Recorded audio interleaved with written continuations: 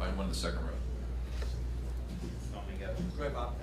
Alex, I'm to your right. Oh, yeah, sorry. I mean, it could be said that Marcus should have been able to avoid you passing him there. I'm curious, when you're following him, are you just kind of waiting for him to make, a mistake or a hiccup? And is that any harder on an oval versus a road course? When I was behind him, I was just saving fuel. We didn't have enough fuel to go for it.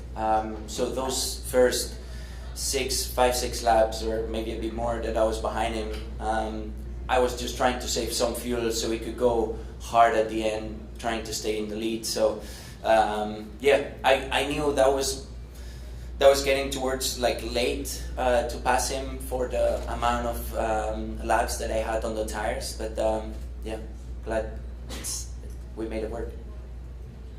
And is there any part of you that's glad you didn't have one on an oval before, so that your first oval win could be here?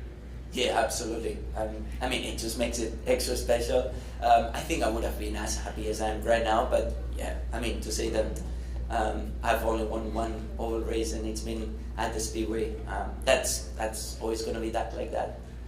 Nathan? Alex, we keep asking these history questions, trying to put this season and this run that you and the 10 crew are on into perspective. The only two drivers to win 5 of the first 6 races of the season in modern IndyCar history are Alan Sr. and AJ Foyt. Can you, this latest win for you, this biggest race win in the world, can you try to put into perspective what you've accomplished and what this team has accomplished so far to start this year off? It's incredible. Honestly, I think I get a lot of credit because you see that I'm the only one driving the car, but there's a huge team behind that is making me look very good on track. We have fast cars every single weekend, and that's really tough to do here in IndyCar, especially nowadays. So I was just taking the chances that we've had so far this season. Whenever we've had the chance to win, we've been able to execute, and that's taking into account not only the setup, but the strategies, the pit stops that they did today as well. So yeah, it's amazing, it's incredible, and I know, I've been telling you guys that I know that this is not normal, but I'm glad that it didn't end today, and that we got the wave until the 500 at least. Out there in the end of the race, did you feel like you had the best car out there? Did you make the best decision out there? What do you make of what do you feel like ultimately won you this race here today?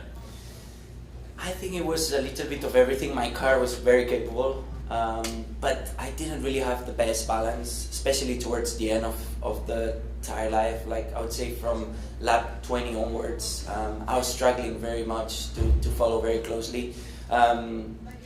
So that's why I tried to overtake Marcus as quick as they told me that the fuel was more or less okay to go to the end. So there was a lot of fast cars out there.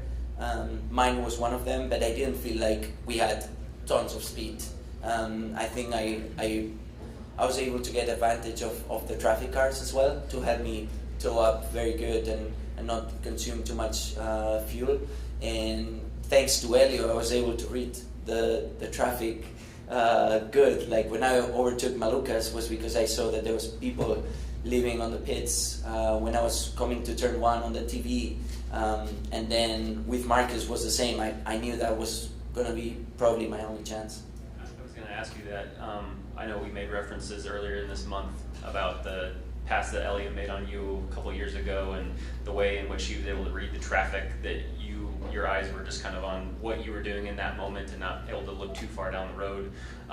Did you feel like in that moment, were you looking at the traffic and thinking that might be the way that could help you win this race? Yeah, absolutely. I knew that because of how the strategies were shaking up at the end, that we were going to have traffic.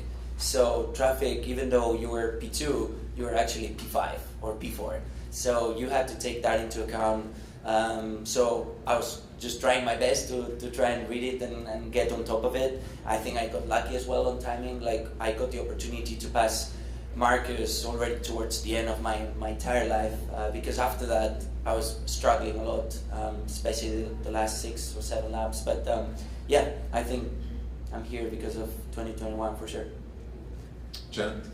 Alex, first Spanish winner of the Indy